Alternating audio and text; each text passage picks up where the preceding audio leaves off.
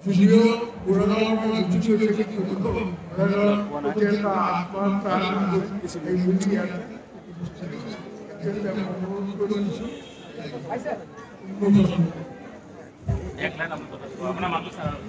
মই তথাপিও মই হিন্দীতে এষাৰ হ'লেও ক'বলৈ লৈছোঁ তেখেতৰ মাতটো সকলোৱে শুনিবলৈ আগ্ৰহ প্ৰকাশ কৰি আছে मैं स्कूल से 79 में लड़की पास की थी आज हमारे में ये आशीर्वाद से